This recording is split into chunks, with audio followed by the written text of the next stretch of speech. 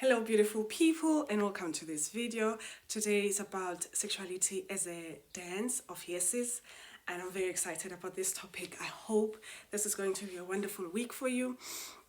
Before we get into today's video, I do want to remind you about the 4th of November where I'll be having an online retreat called Sexuality Beyond Sex. You do not want to miss it. You want to be there, and it's very simple. All you have to do is fill in the form below and I'll be in touch with you with all the plannings and all what's going to be in there. The retreat will be 6 hours. However, you can choose to attend any of the hours, or you can choose to take 1 hour, 2 hours, or be here for the whole thing. There'll be lots of things.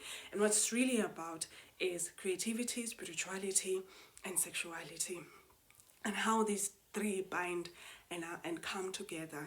There'll be food, music, art, chats, long chats, wonderful chats about what it means to be a healthy sexual being. So that's what it will be about. And I have a wonderful Discord group that if you would like support on your creative journey, if you'd like support on who you are, you want to be part of that group. So that is that. Please don't forget to fill in the form below so that you can be part of that. On to today's video. A few weeks ago, I shared my sexuality story, and the response has been wonderful with that. And I want to say what you can notice. If you haven't seen it, please go and see that video. What you will notice about my sexuality story or history, you will notice that in my sexual history, there's very little choice. It was void of choice. Either I was given...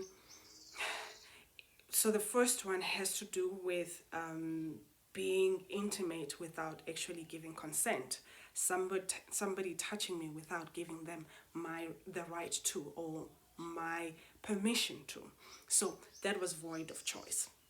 And then the other one is when to be sexually active. That was void of choice. That was chosen for me by culture. That was chosen for me by religion. Religion was like, okay, we will decide when the right time is. It wasn't me feeling it in my body. It wasn't me speaking to my whole being and finding out when do I feel like would be the right time to engage in sexual act. We are just speaking about the sexual act, and you'll see how that affects other things.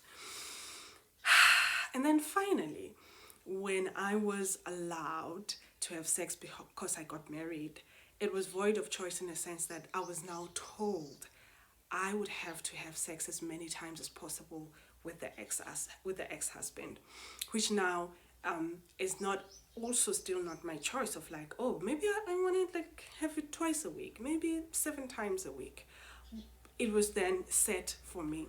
And what the problem is with that, and most of us are in that loop, and some people, because of all the advertising and all the marketing that is based on over sexualizing things, you then are rushed to start and begin with sexual act without you wanting to. So those are the things that I'm talking about, is like when it's void of choice, what does that mean for us?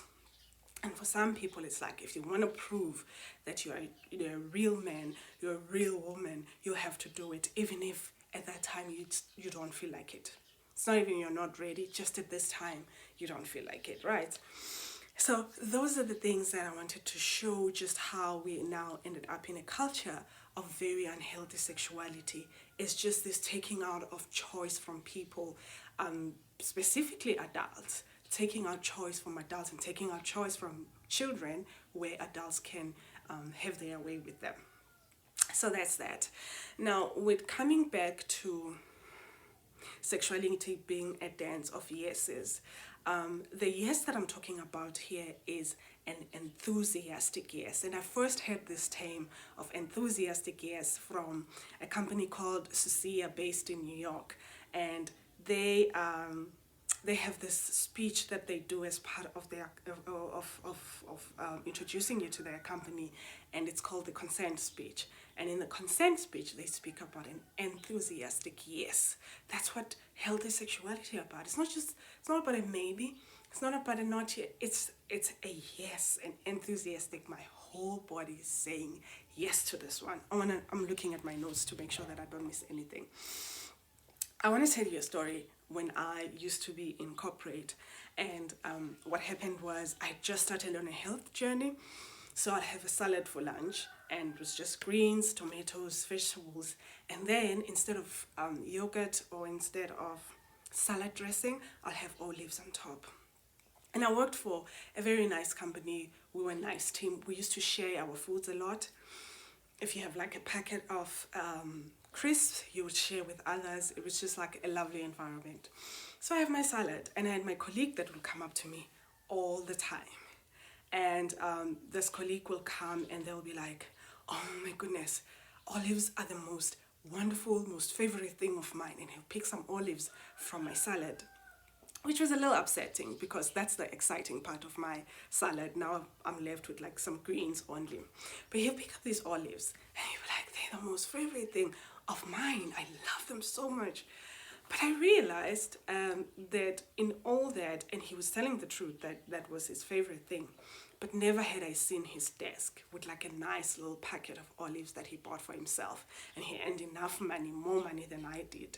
And he earned enough money to afford himself like a little packet of olives. But he was so focused. He was a family man.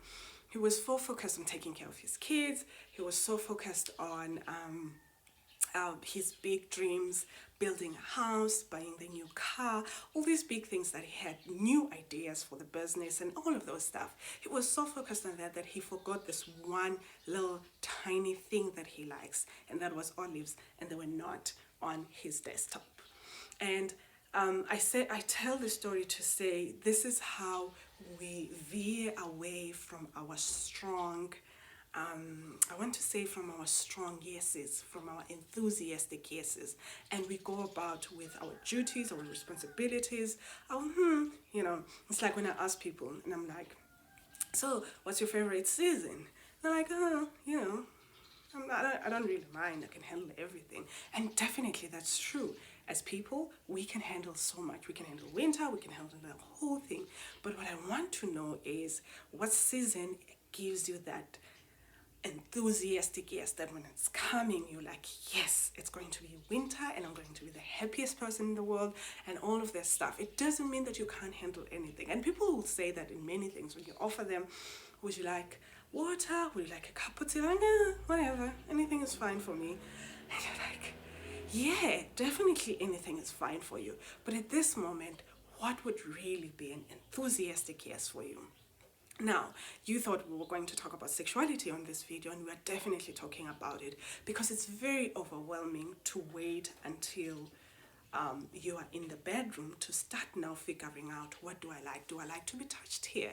Do I like it like this? Do I like it fast? Do I like it slow? It gets overwhelming if your whole day did not include you following your enthusiastic yeses, and then suddenly you think that sexually you'll be able to be like, I like this, I like that, because sex, the sexual act is what I'm talking about. It's really about what it is that you like, what it is that really turns you on, what it is that gets you going.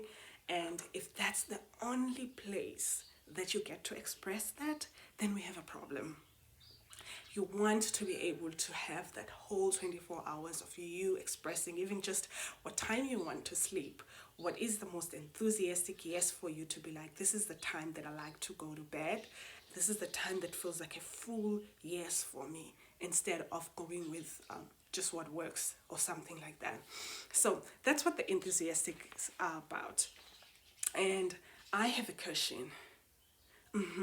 I want to know, what are your yeses? Where are the spaces that you feel free? Because you also have to feel safe to express your yeses. What are the places that you feel safe to express your yeses? Where is it? For some people, it's in the kitchen. That's when they feel like, oh, I can give my enthusiastic yes in the kitchen. Some people, it's in their workplace. Some people, it's in their artistic endeavors. And some people, it's with their friends. That's when they can express their full yeses outside of the sexual act. And that's what healthy sexuality looks like. It looks like you starting from the outside, accepting your yeses, all of them, and there will be a lot of